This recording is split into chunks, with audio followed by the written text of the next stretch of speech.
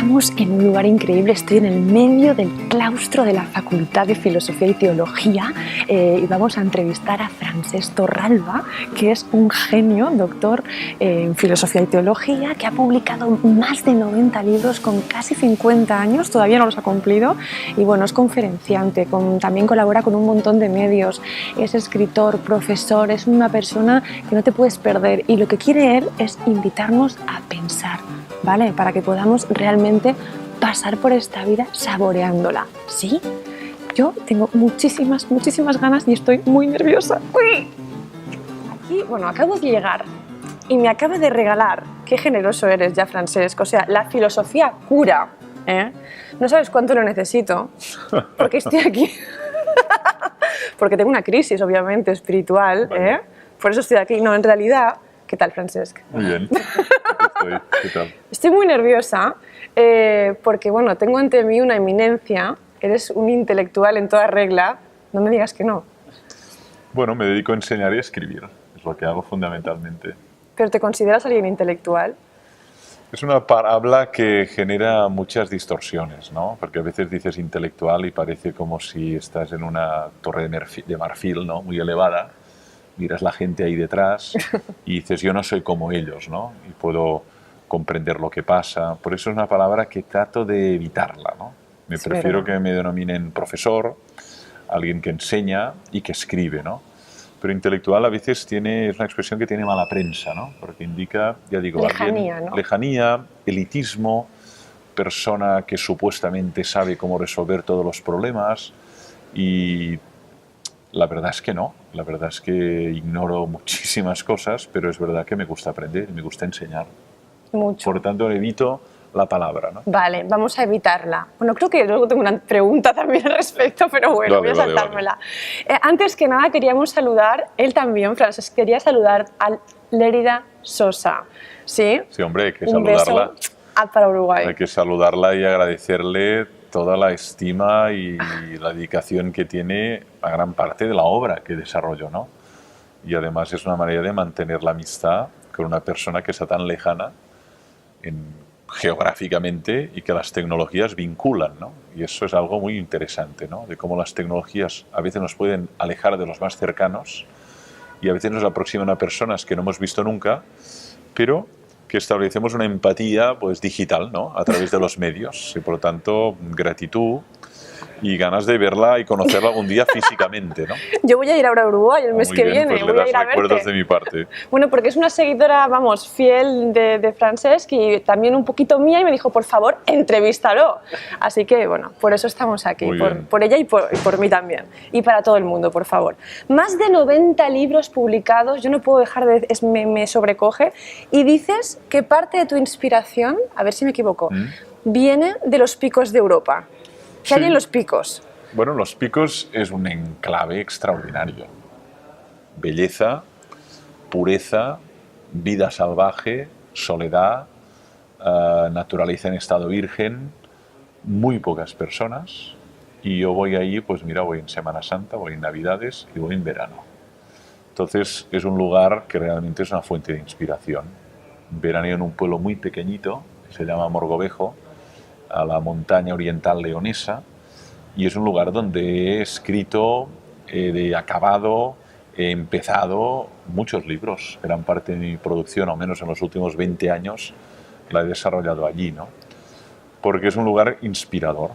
Hay otros que tienen el mar, hay otros que tienen, pues, un ámbito, qué sé yo, la meseta, y a mí me resulta muy sugerente la montaña. Me resulta especialmente estimulante a nivel intelectual, la montaña. Madre mía, tomo nota, o sea, la montaña estimula intelectual, Sí, vale, hombre. sí. Sí, Sí que es verdad. Los paisajes, las vistas, la soledad. Yo además tengo el hábito de salir entre 2 y 3 horas diarias a correr. Cuando estás allí. Cuando estoy allí, a correr o en bicicleta, ¿no? Y entonces muchas veces el mero hecho de correr, ¿no?, te permite meditar un tema, dar cauce a una idea, de tal modo que llegas, te duchas, desayunas y entonces experimentas que hay mucha inspiración y que hay mucha riqueza de ideas que tienes que administrar, que tienes que articular, ¿no? Por lo tanto, sí, Es un lugar inspirador y es verdad. Gran parte de mis libros los he desarrollado allí. En los Picos de Europa. Sí. Vale, hay que ir a los Picos de Europa, todavía no he ido. Francesc, a ver, profesor en varias facultades. Estamos en la Facultad de Filosofía de la Universidad Ramon Llull. La Ramon Llull. Pero en muchas otras también eres profe, ¿no? Conferenciante, sí. Escritor multipremiado, familia numerosa, 5 hijos, ¿o me equivoco? 5 hijos. 5 hijos. Súper deportista. Entonces, mi pregunta es, para ti el tempus no fugit, porque a ver, yo no es lo que haces. Fluye y se va, ¿no? Y se va muy rápido. Lo que pasa que, bueno, precisamente porque es un bien tan efímero, tan precario, tan sumamente volátil, pues intento aprovecharlo al máximo, ¿no? Intento vivirlo con la máxima intensidad, cada momento. Ahora estamos en una entrevista, pues estoy atento a tus preguntas, este diálogo, esta amistad que empezamos. Luego estaré con los alumnos. Por la mañana a las 6 estaba corriendo por la Sierra de Collserola, aquí en el norte de la ciudad de Barcelona. Intento que cada momento sea único, que no sea la repetición de algo vivido, ¿no? Incluso la clase, ¿no? A veces hay profesores que entran en la clase, ponen el play y repiten mecánicamente la lección, ¿no? Y yo creo que cada clase tiene que ser una obra de arte, ¿no? Como cada texto, ¿no? Como cada entrevista, como cada conversación o como cada vez que desayunas con tus hijos o tienes una cena con tu esposa, ¿no? Y por lo tanto para mí es básico aprovechar al máximo el tiempo, ¿no? Que significa pues gozarlo con la máxima intensidad. Fluye muy rápidamente. Yo tengo 49 años, en mayo cumplo 50. Bueno, he vivido ya más de la mitad de mi vida, muy probablemente, ¿no? Entonces esta conciencia de la finitud, de la mortalidad, de la proximidad, del dejar de ser, me despierta esta necesidad de valorar el tiempo y cada minuto, ¿no? Y quizás esto explica la actividad tan intensa en múltiples campos. Qué fuerte, porque hay gente que la hace toda esta actividad, pero no la transita tan bien. A lo mejor se puede ser profesor, padre y tal, pero ir a las corridas. Tú estás diciendo que en cada momento estás, que se dice Intento pronto. que sí, sí. Esto es un ejercicio, ¿no? Porque generalmente estamos en un momento presente, pero tratamos de pensar lo que hemos hecho o proyectamos lo que vamos a hacer, ¿no? De tal modo que el presente se nos escurre entre los dedos, ¿no? Y el ejercicio más difícil es decir, bueno, ahora estoy aquí, pues solo estoy aquí. Luego tendré a los alumnos, luego llegaré a mi casa y tendré que poner la mesa y cenar con mis hijos, ¿no? Bueno, entonces tendré que escuchar el relato que mis hijos me cuentan del día, ¿no? Pero intentar cortar y no vivir el presente como una prolongación del pasado o vivir el presente como una anticipación del futuro, ¿no? Que entonces no lo vives. Y eso lo he ido aprendiendo con el tiempo, ¿no? Por ejemplo, también en la naturaleza. Tú puedes estar por un valle maravilloso, un paisaje extraordinario, y no verlo, porque estás pensando en lo que harás mañana. Y dices, oye, párate, ¿has visto este árbol? ¿Has contemplado este atardecer? ¿Has contemplado esta rosa? Vives más intensamente. Y eso es un aprendizaje con el tiempo. Yo creo que lo he aprendido mucho a partir de los 40, 45, eso. No es algo que tenía muy en la mente, ¿no? Y por lo tanto, cada tiempo, cada momento, vivirlo con la máxima intensidad. Si estoy comiendo un limón, gozar. Y si estoy desarrollando pues eso, una cena con un amigo, escucharle atentamente. Y si te pide un consejo, dárselo, ¿no? Me he quedado súper presente. Estaba haciendo ejercicio, te juro. No, de verdad, porque a mí me gusta mucho estar presente. Sí. Pero es verdad que cuando tienes que hacer preguntas, a veces estás como así, doblada. Sí. Digo, no, me voy a olvidar de la siguiente. Muchas veces estamos ausentes. Sí. Estamos, pero ausentes. O estamos en cuerpo presente solamente, sí. ¿no? Es decir, este señor está, pero la mente está tan lejos. Esto a veces nos pasa a los profesores, ¿no? Estás en el aula, tienes allí 80 alumnos, tú vas hablando y ves a uno con la mirada puesta en el infinito, ¿no? Y dices, ¿dónde está este chaval, ¿no? ¿Dónde se ha ido? Y es muy posible que en un momento del relato le haya evocado un recuerdo del verano y se haya ido allí.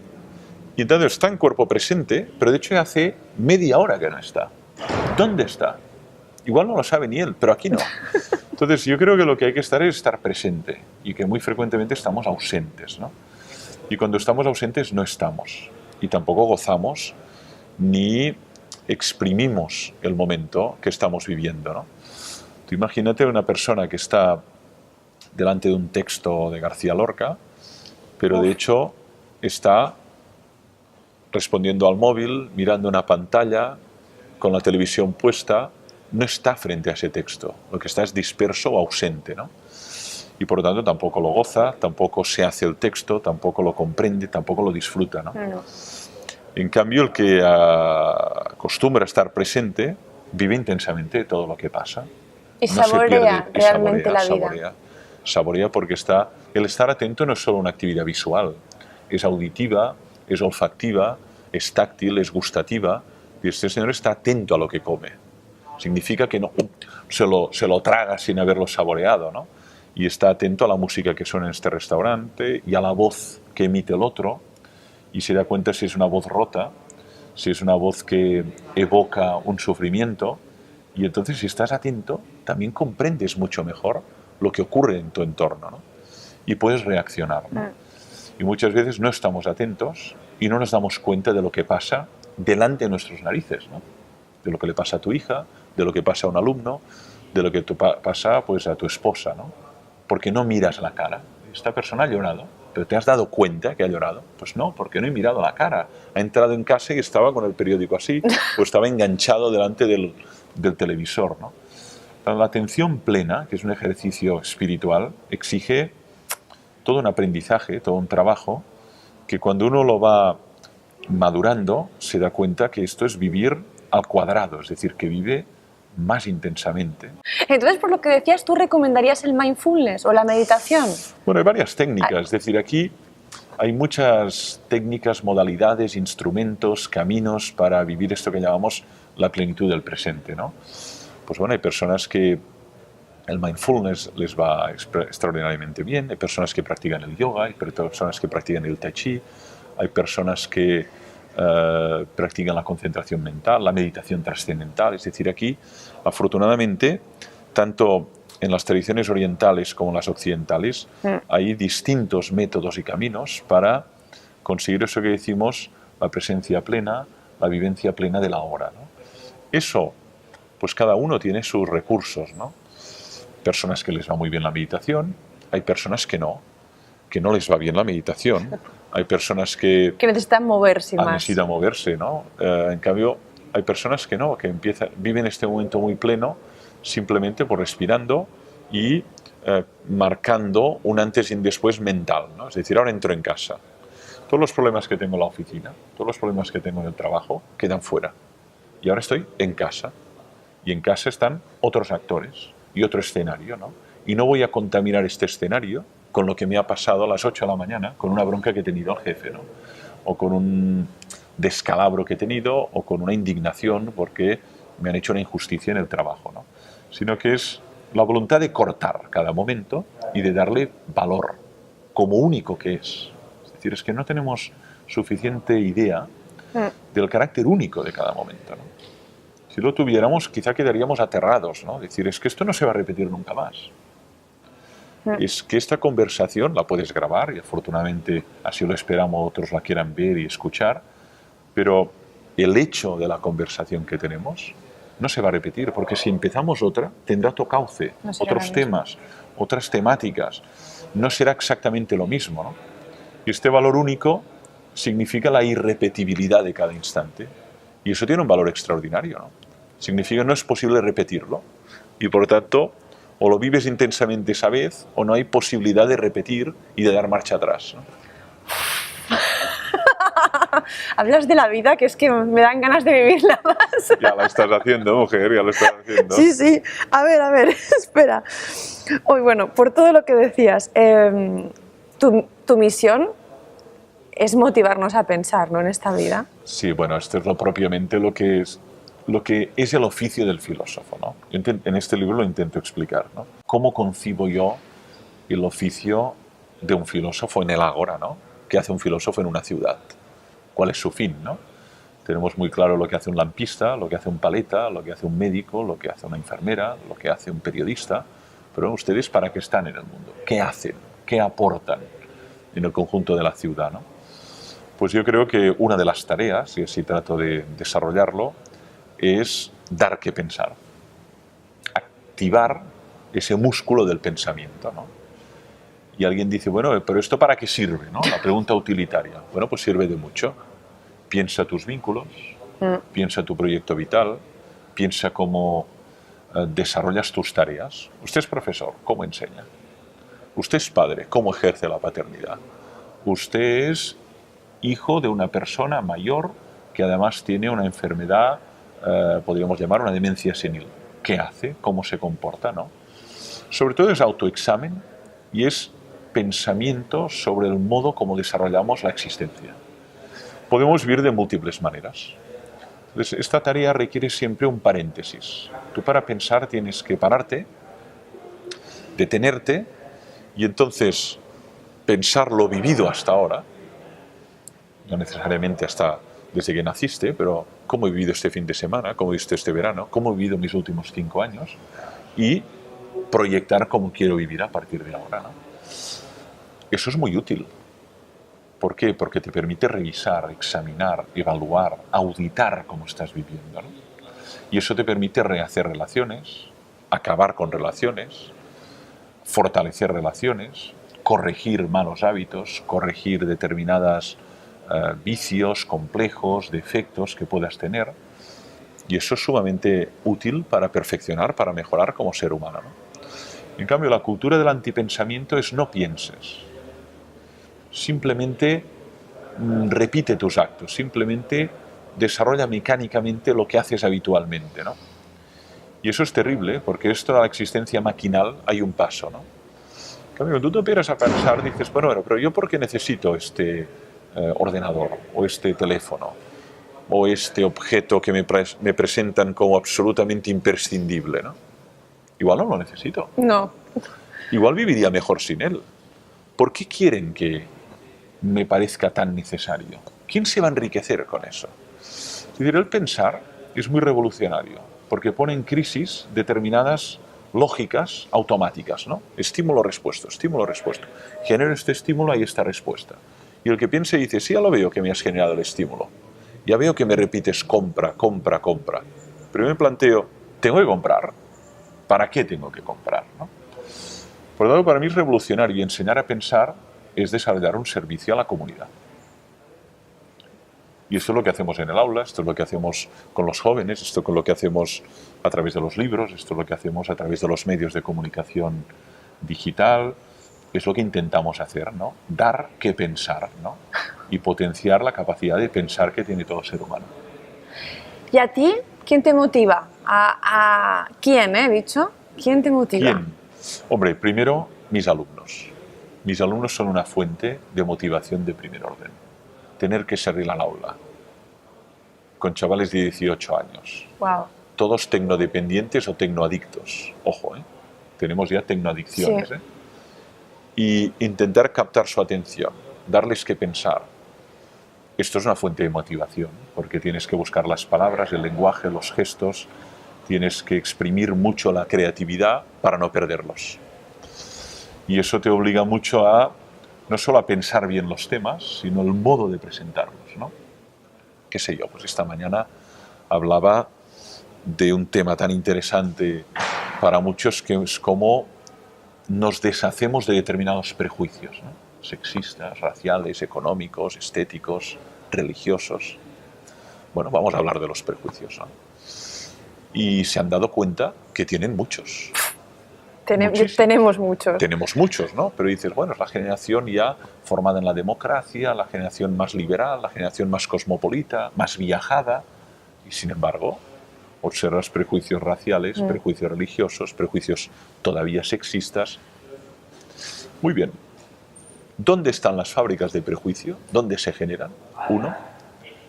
Empiecen a pensar cómo se generan los prejuicios. Y 2, cómo nos deshacemos de ellos. Y eso ha dado un diálogo muy interesante. Y no tienes respuesta a Google, que es uno de tus, ¿no? Sí, una de mis obsesiones, ¿no? Hacer preguntas cuya respuesta no esté en Google, ¿no? Porque si todo lo que haces está en Google, ¿qué haces en el aula? Perder el tiempo. Madre mía, qué reto. Perder el tiempo. No, pero lo has hecho bien, ya está con lo que acabas de decir. Sí, entonces hay preguntas, lógicamente, que sí que están en Google, ¿no? Tú le preguntas, a ver, ¿qué escribió Immanuel Kant? Pues mire, Ya La está. crítica a la razón pura, el año 1781, primera edición, 1787, segunda edición, muy bien. Pero esto es tan evidente que no en medio minuto, en 10 segundos tiene la respuesta. Pero tú le preguntas, oye, ¿pero tú qué quieres hacer con tu vida? A puñeta. No tengo ni la menor idea. ¿Y tú qué es lo que realmente te colma, te hace feliz? ¿Y tú eres un ser libre? ¿Y dónde empieza tu intimidad y dónde empieza tu vida pública? ¿Qué es la intimidad? Entonces ya puedes buscar por Google. O sea, las preguntas personales, que son las que realmente nos interesan, nos interpelan, nos golpean, no tienen respuesta en Google. Y esas son las que el filósofo quiere poner en el centro del aula, justamente estas. Y fuera, porque es lo que tú haces fuera, también. A través de los libros, a través de la televisión, a través de la radio, a ¿Se está través de los poniendo de instrumentos moda que tenemos. la filosofía? Hay un revival, sí. Hay Sí. un revival, sí. Hay un retorno. Hay filósofos que tienen la capacidad de salir del aula, de salir de la facultad, de salir de la academia y ponerse en el centro del ágora, como Sócrates hacía, ¿no? En el ágora ateniense, y generar un discurso crítico, un discurso estimulante que tiene respuesta. Es verdad. Lo que pasa que para ello se requieren de unas habilidades y se requiere de un olfato, ¿no? De un olfato, ¿no? Es decir, bueno, la gente de qué habla, la gente que le preocupa, la gente cómo habla, ¿no? Porque si vas con el lenguaje académico, culto, extraordinariamente críptico, a veces No. lleno de neologismos y de palabras abstrusas, no generas este efecto de estimulación, ¿no? Pero lo que observamos es que cuando uno encuentra el flujo lingüístico adecuado, el canal lingüístico adecuado, tiene respuesta. Yo lo observo, ¿no? Yo no estoy en facultades de filosofía, salvo aquí, que es una facultad de filosofía, ¿no? Y ahora tengo un curso de doctorado, pero estoy en facultades de comunicación, facultades de psicología, facultades de salud, facultad, esta mañana, de farmacia. Ojo, de farmacia. ¿Por qué? Y les doy antropología filosófica. Bien. Bien. Sí, les doy antropología filosófica, ¿no? Bueno, Pero vamos claro, avanzando. Te los tienes que ganar, porque de entrada, ¿qué hace este extraterrestre aquí? Esta es la pregunta, ¿no? ¿Por qué me hace pensar? Que nos enseñen química inorgánica, química orgánica, bueno, esto lo entiendo, ¿no? Pero este señor hablándome de los prejuicios, bueno, pues que el día de mañana tú estarás en una oficina de farmacia, te entrará una persona de color negro y tendrás miedo. O te entrará una persona con unos caracteres, digamos, que sé yo, gitanos, y cómo vas a reaccionar, ¿no? Igual haces un juicio de valor sin haberla conocido, ¿no? Por lo tanto, tú, como alguien que va a liderar un equipo, que le va a liderar una oficina de farmacia, tienes que ser muy consciente también de tus prejuicios para tratar con equidad, con dignidad a todas las personas. Más allá de su imagen, pueden entrar con americana y corbata, pero pueden entrar con rastas y con un piercing, ¿no? ¿Cómo vas a atender a las personas? Porque tenemos que ser equitativos y dignos con todo el mundo, ¿no? Sí, claro. Pues entonces tienes que tener consciente de cuáles son tus prejuicios y liberarte de ellos. Hay que ser muy consciente de muchas cosas, ¿eh? Ya, pero bueno, vas creciendo. Una cosa que estabas diciendo tú, lo de los prejuicios y tal, porque yo, más que nada, yo te quería conocer para preguntarte por la inteligencia espiritual. ¿Qué pasa cuando hablamos de espiritualidad hoy en día? Bueno, lo primero que pasa es que es una palabra muy manoseada, ¿no? Sí. Y es una palabra con muchos equívocos. Yo durante los últimos, casi diría 6 años, prácticamente he ido cada semana a una institución educativa a hablar de educar la inteligencia espiritual, educar la espiritualidad en los niños, educar la espiritualidad en los jóvenes, cómo activar esta potencia espiritual que hay en todo ser humano, ¿no?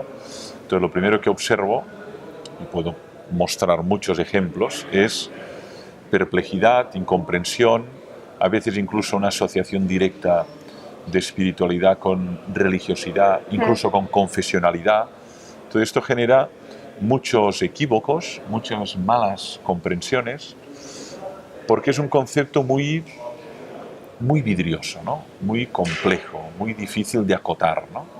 Si haces el ejercicio lo puedes verificar tú misma, ¿no? Tú entras en Google, ahora que hablábamos de Google, y pones en inglés spirituality, ¿no? Bueno, te vas a encontrar al menos con 500.000 entradas y vas asociando ideas a espiritualidad. Te encontrarás un círculo enorme de palabras asociadas a espiritualidad muy distintas, ¿no? Entonces, yo creo que un primer problema es aclarar terminológicamente de qué hablamos, ¿no? Claro, cada cual tiene su definición, cada cual tiene su abordaje de este tema, ¿no? Yo siempre hablo de la espiritualidad como una dimensión de la persona que es inherente a toda persona, más allá de sus convicciones morales, de sus creencias y de su sistema de valores, ¿no? Como una dimensión inherente a todo ser humano, más o menos desarrollada.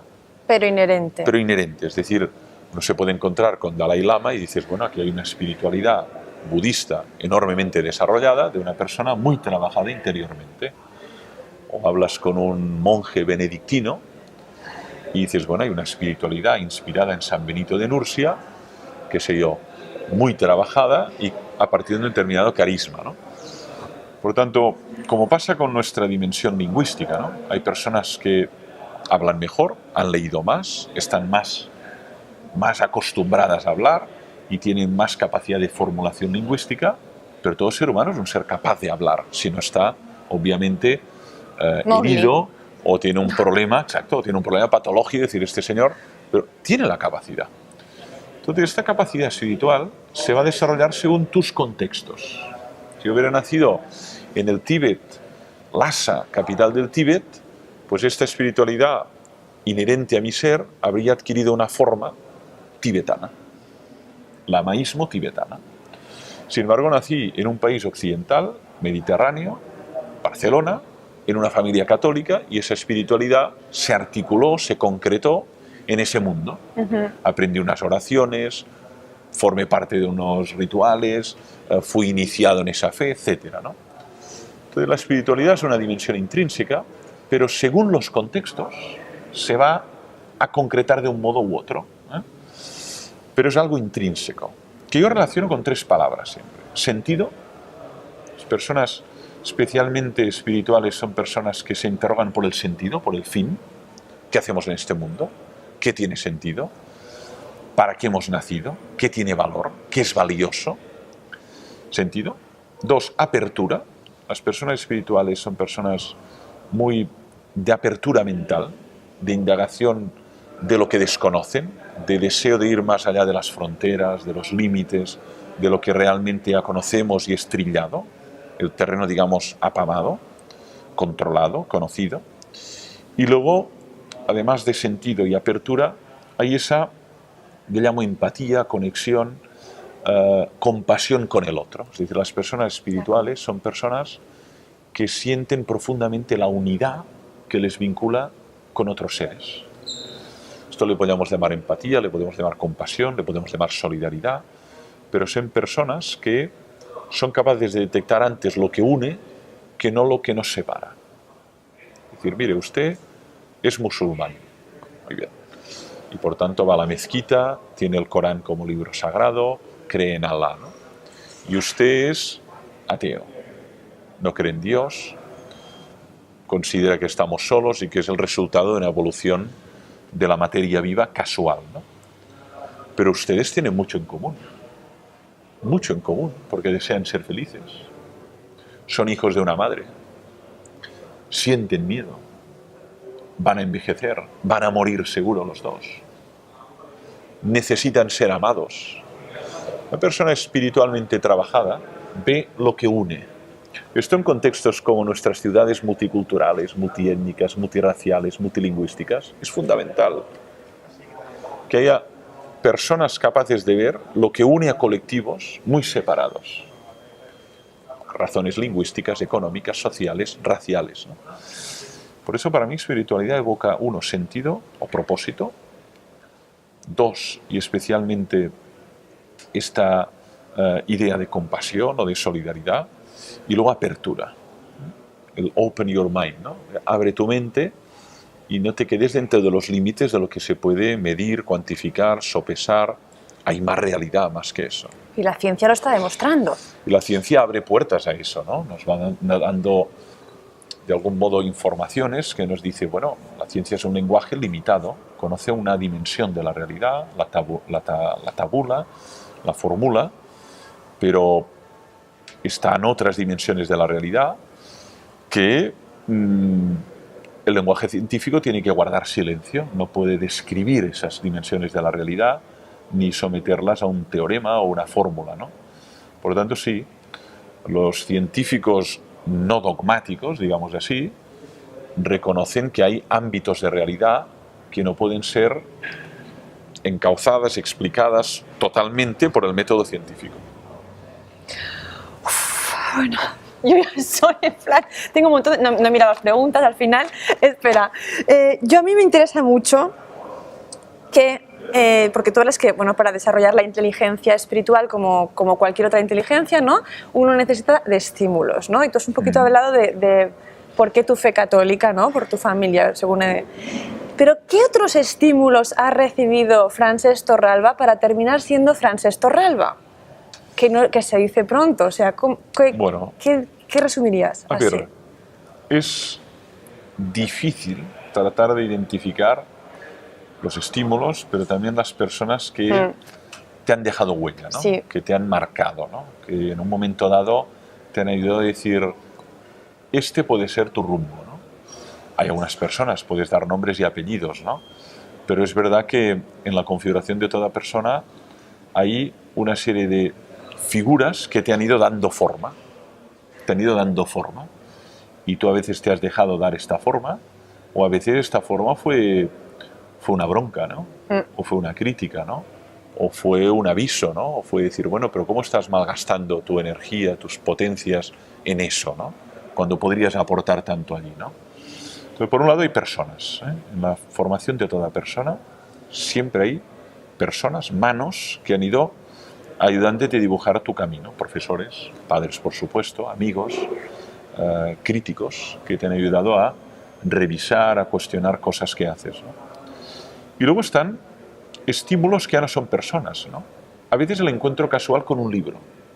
Hay libros que pueden cambiar la vida de una persona. Sí, totalmente de acuerdo. Es decir, tú te encuentras en la biblioteca con un libro, qué sé yo, ¿no? La enfermedad mortal de Søren Kierkegaard, que ningún profesor me había hablado de ella, una obra publicada en julio de 1849 por Søren Kierkegaard. ¡Qué memoria! No, por favor. Me hice la tesis doctoral sobre Kierkegaard. Es verdad que la has hecho. Es verdad. Si eso no lo sé, ya, oye, retírese ya, ¿no? Te dieron el premio, además, a la mejor tesis. Extraordinario, sí. Madre mía, retírese, ¿no?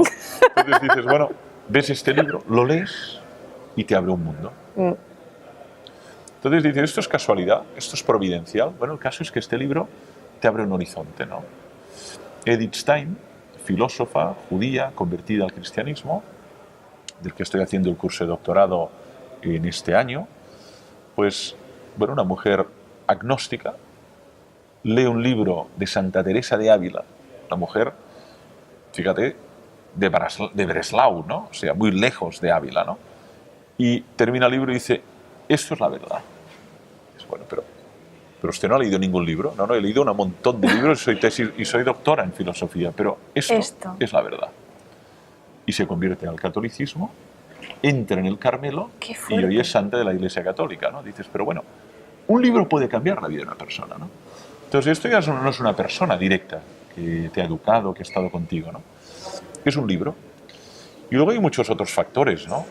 Bueno, pues en ocasiones los que somos padres de familia, los hijos también nos educan, ¿no? Nosotros tenemos que educarles, es nuestro deber, pero ellos sin darte cuenta también te esculpen, ¿no? Te hacen cultivar determinadas virtudes, por ejemplo la paciencia. Especialmente, ¿no?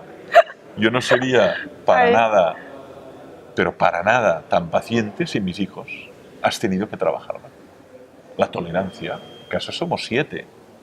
Hay horarios, hay que compartir tareas, hay lío, hay ruidos, tú tienes tu tarea, pero otro tiene la otra, uno quiere hacer una fiesta, te trae 2 amigos, te los encuentras en la ducha, es decir... Tú en plan...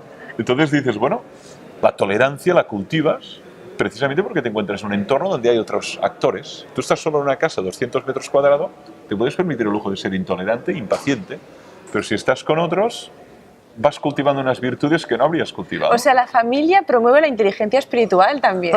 Y la emocional, y la social, es decir, no solo la espiritual, pero la emocional, contenerte. Sí. Es decir, ahora explotaría con esta música, ¿no? Pero cuidado. Te tienes que contener, ¿no? O la social, la interacción. Y dices, a mí me gustaría ahora estar solo, pero bueno, viene esta hija adolescente, ha cortado con su novio, está hecha un cromo, bueno, pues tienes que escuchar ese relato, ¿no? Cerrar el libro que estabas leyendo y decir, no, primero las personas, después los libros, ¿no? Bueno, pues esto, por lo tanto, ¿qué te hace ser lo que eres? Que es la pregunta. Pues las personas que te has encontrado a lo largo de tu vida, los libros que has leído, los escenarios donde has vivido y sobre todo, especialmente en el caso de un padre, los hijos nos configuran también. Y esta actitud un poco no de apertura, ¿no? Porque también está el padre que dice, calla que estoy leyéndome el libro Ya, y claro. vete. O sea, la apertura, ¿no? De recibir la situación, la persona, ¿no? De adaptarse a... A veces también tienes que marcar límites, porque si no, no tienes espacio personal ni espacio propio, pero no cabe duda de que la apertura te ensancha la mente, te obliga a crecer, entiendes su lenguaje, entiendes sus ídolos, entiendes sus ídolos musicales, sus valores, es decir, descubres las personas que hay allí. Y a veces este es un descubrimiento muy doloroso, ¿Por qué? porque no son como tú querrías que hubieran sido. ¿Tus hijos o los No, ídolos? muchas personas, ¿no? Dicen, ¿sabes por qué no quiero hablar con ellos o saber cómo hacen? Porque lo que me dicen muchos padres, ¿no? Me sorprende, incluso me asusta, ¿no? Te pongo un ejemplo. Te encuentras con tu hija a las 7 de la mañana en el pasillo un sábado. No le preguntes de dónde... No. Entonces tú te despiertas, te vas en bicicleta, te estás poniendo el pantalón ya, ¿no? Para hacer deporte. Hola hija, ¿qué tal ha ido la noche? Dices, por cierto, ¿qué has hecho esta noche? No. Desde que saliste de casa a las 10, ¿no? A las 7 de la mañana, que son 9 horas, y ella te dice, papá, ¿realmente quieres saberlo? Y dices, ¿sabes qué? Mejor que no. Me voy en bicicleta tan tranquilo. Esto es un ejemplo. Toma nota. Este es un ejemplo de cómo a veces no quieres saber la verdad. Si ha tenido una relación sexual, si ha empezado a consumir, si ha cortado con su novio. ¿Sabes qué? Igual no lo podría soportar, ¿no? Entonces, a veces la máquina, televisión, la radio, los Walkman, el libro, son formas de fuga, formas de Sí. irse, desaparecer del escenario. Y en cambio decir, oiga, hoy no hay televisión, hoy no hay internet, hoy no hay móvil, hoy no hay libro, hoy estamos tú y yo aquí, me puedes contar lo que quieras. Hoy estoy preparado. Esto a veces es muy duro, porque descubres a un ser que no es aquel que te habías imaginado que sería, ¿no? Que las expectativas. Ojo, Sí, al sí. revés también, ¿eh? Como al revés. También puede ser un proceso de desmitificación de tu padre. Ah, bueno, claro. Claro. Y esto nos toca a todos. Hay un momento en la vida que desmitificas al padre Sí. y desmitificas a la madre, ¿no? De esa figura incólume, omnipotente, que el omnisapiente, ¿no? Tenía los atributos de Dios, tu padre y tu madre, pues no, dices, oiga, yo me equivoqué. Yo aquí pequé, ¿no? Cae el ídolo. Pero yo creo que esto es el único modo de conocerse, ¿verdad? Totalmente. Totalmente. Romper ese ídolo que hay en la cabeza, mi hija, ¿no? Santa, pura y virgen, ¿no? Mi padre, ¿no? Es muy buena la charla. Es más sutil de lo que te crees. Bueno, lo celebro. Lo que pasa que Vale, vale. Tienes que ir a la tendremos clase que de ir. doctorado. Doctorado, sí. Madre mía, madre Tendremos mía. que ir Qué honor. acabando. Ya está, ya está. Yo estoy ya súper ¿Estás contenta. acabada? Sí, Yo no hay estoy que- súper no hay una contenta. última No, pregunta. había 20 preguntas, he hecho 4, creo. O sea, no nada que ver. Muy breve, muy breve. ¿Cuál? ¿Una Tú, pregunta muy breve? breve, muy Espera, breve. es que... 2 minutos. Espera. Espera un momento. No, sí, bueno, nada, una tontería, pero para mí es importante y como a mí me gusta mucho saber qué hace la gente. ¿Cómo arrancas tu día? ¿Tienes alguna especie como...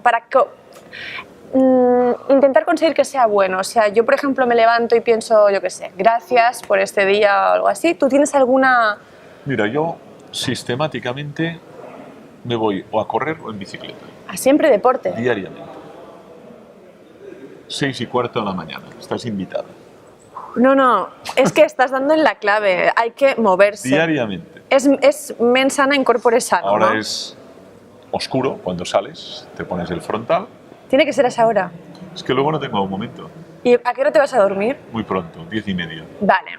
Vale, eres humano. Muy pronto. Bien, se puede entonces. Se puede, sí, sí, sí. ¿Podemos hacerlo un poquito más tarde? Por ejemplo, me voy a dormir a las 12 y lo hago a las 8:30. A mí me gusta el horario europeo, tanto perfecto, tú sabrás, ¿no? Pero yo 7 horas de sueño me va muy bien. Bien. Pero sí que empezar el día, contacto con la naturaleza, soledad y silencio, ejercicio físico, para mí es la receta, Ya está. pero fundamental. Llegas con una sonrisa en la cocina, saludas a tus hijos, empiezas a desayunar, preparas y la actividad laboral, ¿no? Y este rato, no solo física, porque también es proyección del día, análisis del día anterior, también es cálculo de lo que puede pasar, pero disfrute también, ¿no? De la naturaleza. Ahora es otoño, ¿no? Bueno, luego vendrá la primavera, ¿no? Para mí es básico, ¿no? Hay quien va a un parque, hay quien va a nadar, hay quien va pues, a pasear por un paseo marítimo. Da igual, cada uno tiene su fórmula, pero para mí esto es casi prescripción médica. Total. Empezar con deporte. ¿O puede ser durante el día el deporte? Que cada día se haga A veces deporte. lo hacía al mediodía, pero ya no me daba de sí, porque una cena, hay una comida, un tribunal, y ya no encontraba el momento, ¿no? Pero muchos años lo hice al mediodía. Pasa que ahora la organización del tiempo no puedo abrir ese paréntesis al mediodía, ¿no? Por cuestiones logísticas también, de todo, ¿no? En cambio, a primera hora, Ahí nadie. la ciudad duerme, Qué bueno. las instituciones duermen, Internet está tranquilo, los hijos duermen, mi esposa duerme, y tengo el gran momento de decir, bueno, ahora es el momento de empezar el día agradeciendo que tienes un nuevo día. No sé cuántos tendré más, pero de momento uno más. No está mal, ¿no? Madre mía. Voy a gozarlo, ¿no? Con 49 años y ya con tanto entendido. Vas a envejecer muy bien, está clarísimo. Ya veremos. Esto nunca se sabe. Bueno, mil gracias, Francesc. Muy bien, gracias. ¿Sabes que te voy a dejar un chocolate en la conserjería A ver, porque me lo he olvidado? Puede Ya me lo ser. dejarás, ya me lo dejarás. Muy bien. ¿Te lo puedo dejar? Vale. Lo esperaré. 1000 millones de gracias. ¿Salen todos ya? Nos damos un beso de amistad. 1000 millones de gracias.